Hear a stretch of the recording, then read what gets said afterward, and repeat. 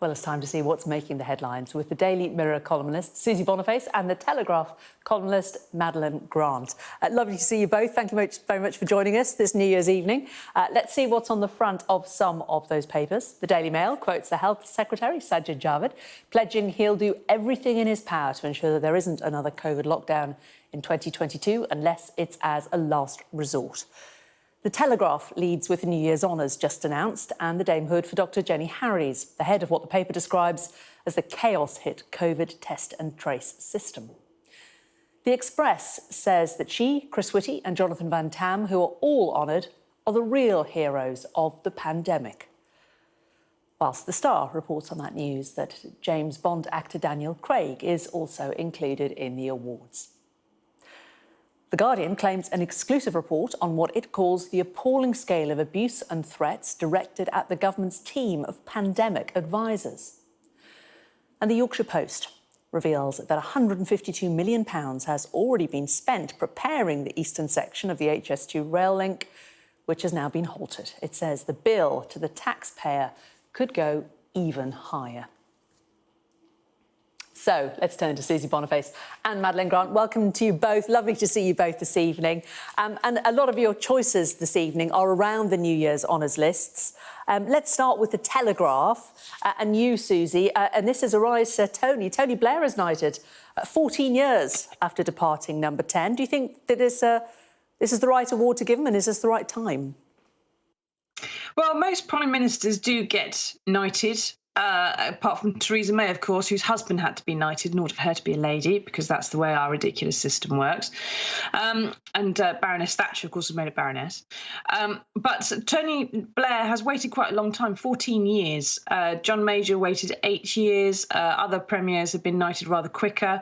And there was speculation, perhaps slightly fed by some people at the palace, some courtiers, who said that there was some wish to keep him waiting, as it were, because of the way that the death in 1997 of Diana, Princess of Wales, was handled. The whole People's Princess business, the whole, the Queen having to come down from Balmoral, the pressure that Downing Street, we know, did put on Buckingham Palace to do things differently when the Queen and the royal family wanted to protect William and Harry more, and the government wanted the monarch to be front and centre and leading the country and representing what was going on. So he's waited a long time. He's going to be made a Knight Companion of the Garter, I think, Most Noble Order of the Garter, which is a super dead posh one, a super dead posh knight, if you can get a posh knight. And that's in the personal gift of the Queen. So she has had to be persuaded that it's time to give him one. But obviously 2021 is time for everyone to move on, it would appear. And he's finally got what he wants. One assumes he must want, because he certainly accepted it anyway. Well, yes, he hasn't turned it down, has he? And Madeline, obviously a huge number of people to go through over the next few minutes, lots of them different ones on different front pages. But the Express has gone for honours for our real heroes, picturing Professor Chris Whitty, Dr Jayne Harries and Professor Van Tam. Yes, they have. And they've also got a picture of one of my real heroes, Joanna Lumley, who has also been made a dame. And it gongs for almost all of the top team involved in the public health decisions. And, I think some of this is, it's a recognition that at a very difficult time in our country's history, that there has been a constant source of authority and responsibility. And I think for some people, having those regular press conferences was really, it sort of brought people some soothing to listen to people who are so clearly at the top of their game. On the other hand, there may be some controversy with some of these, particularly with Dr. Jayne Harries, who is believed to have got an awful lot wrong during the pandemic. And I mean, arguably, this is an example of how, in some ways in this country, we do reward, people who've been proven to be wrong on big things. It's the kind of the chumocracy. As Deputy Chief Medical Officer, she was notably wrong on quite a few big issues. She was talking down the importance of testing as a whole and talking down the significance of ventilation, while overemphasising much less useful interventions like hand washing. And more recently, she's been accused of spreading false data about the severity of the Omicron variant.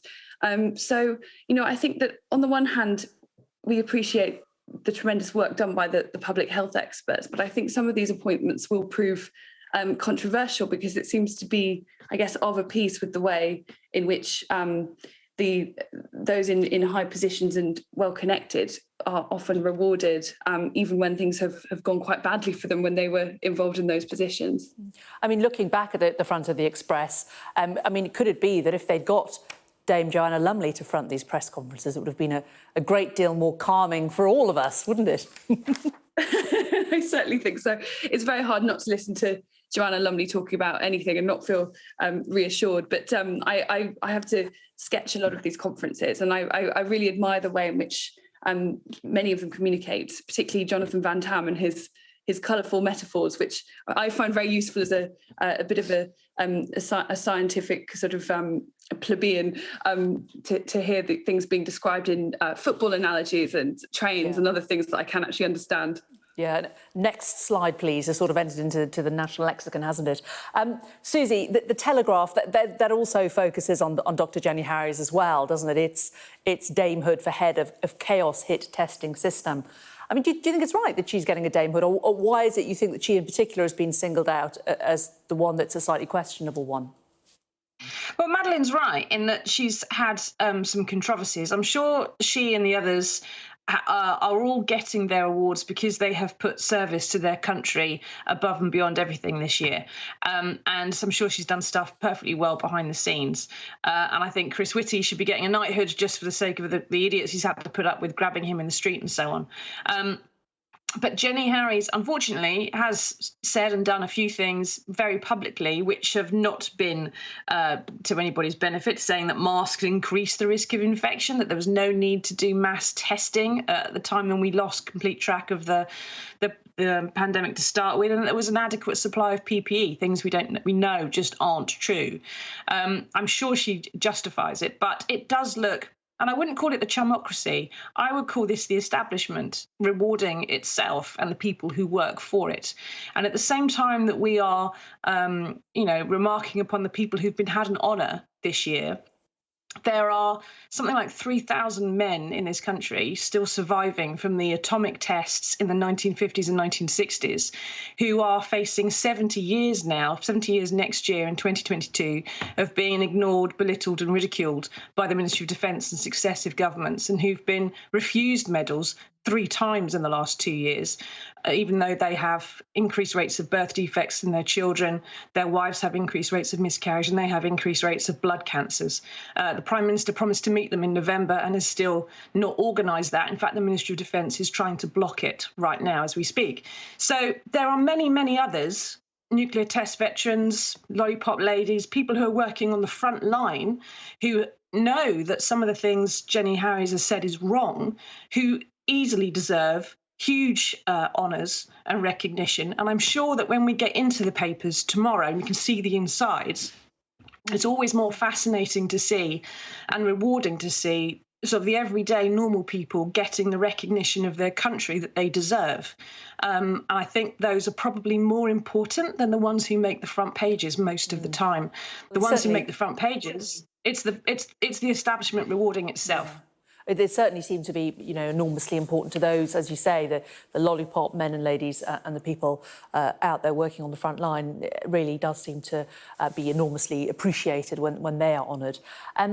Madeline, the front of The Guardian, tell us a little bit about this story. COVID advisors are talking about a tidal wave of threats and abuse. Yes, it's a really horrible story, this. The Guardian has surveyed a number of the government scientific and medical advisors about the scale of treatment they've had from the public, the intimidation and abuse they've experienced while they've been taking on these high-profile roles. And what they've come out with is really quite horrifying. It seems to be every form of abuse, from online attacks to death threats and out-and-out intimidation, things like photographs of their homes being shared online, suspicious packages arriving in the post. And I think perhaps worst of all, it's not just them who are affected, but it is spilling over to their families as well. And there is one particularly alarming example of where a child of one of these advisors was targeted by a teacher at their school who blamed the child's parents for government lockdown policy. And I think it goes back to Susie's point about the public service. It's a reminder of the great sacrifices that these advisors have made, even when we might not necessarily agree with the thrust of their decisions, that taking on these high profile roles is a demanding task, not just because of the stress and the enormity of the decisions that you're having to make and the advice that you're giving, but also the horrible associated abuse and the way that can transcend even to children and members of your family. It's interesting, isn't it, Susie? Because a lot of people in the public eye have had to put up with abuse on sites like Twitter, for example, which I know that you know a lot about. And there is this now feeling amongst people that they can say whatever they like to whoever they like if they're in the public eye. For them, if they disagree with them, they can say anything as hateful as they like. But this kind of almost shows it's spilling over into real life now, doesn't it? It's almost as if they've become emboldened by being one step removed, and now people are actually taking the horrible things that they would maybe say on Twitter that you would maybe think you would never say that in real life, but actually doing it in real life. Yes, and I mean, Madeline and I, and you probably as well, and all the presenters at Sky will have had a degree of abuse on social media whenever we talk about vaccinations or the pandemic and would take some kind of a line that other people don't agree with. And I, for one, I'm constantly getting reported to IPSO, for example, to the press regulator for daring to write something someone doesn't agree with. And there's quite often sort of, campaigns from accounts with big followers trying to say, you must get rid of her and stop her doing this, that and the other. But to a journalist, it doesn't matter too much. It's kind of water off a duck's back most of the time because we're inured to it, right? We're trained to it from a young age. When you are a doctor or a nurse and you're giving up some time to advise the government about epidemiology and pandemics, it's not something that you would expect that your child would come home from school, as Madeline said there, and be told that a teacher has blamed you for some kind of government policy that's going on. It's not something that the people who are doing this work should have to put up with. And the disassociation we have on social media, the fact that we are slightly away from someone and we don't see their responses or the way in which they are making the comment to us. And what we do get is their comments right up in our face in an intimate place on our phones, on our computers. It's right in our personal space. It hurts more. It's easier to do it. And it does seem to have made some kind of a change in that people are more prepared to now, as you say, to do it in person, to say things in person that they certainly wouldn't have done 10, 20 years ago. And I think part of it as well is people and commentators constantly talking about freedom of speech and getting that mixed up with the freedom to be bloody rude to people. We don't have that freedom. We have freedom of speech, but we also have the responsibility of speaking politely and civilly to one another. And I think that's something that more people, especially those in the cabinet and the government and the ruling party, should make a point about. Well, hear from me on that one.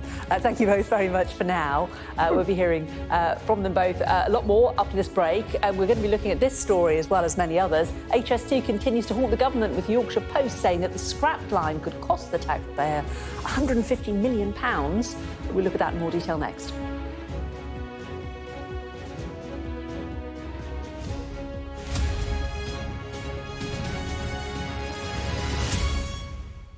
You're watching the press preview. With me now, the Daily Mirror columnist Susie Boniface and the Telegraph columnist Madeline Grand. Thanks again, ladies, for joining us. We're going to start with the Yorkshire Post in this half. And Madeline, perhaps we'll start with you this hour. Their headline is about the cost of the scrapping of HS2. We knew that this had been scrapped, this Yorkshire leg, but they're now being able to reveal how much it's cost so far in the preparations for it that's been wasted.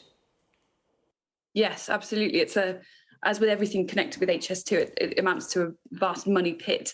The Yorkshire Post has done a Freedom of Information request, and they found that HS2 Limited has spent £150 million of public money buying up land and property along the eastern leg to Yorkshire, which obviously had been curtailed after the government announced the cancellation. And this is the part between the Midlands and Leeds. And it just seems like the continued dithering about that decision has not just cost a small fortune, but it's also left vast numbers of people in a kind of limbo.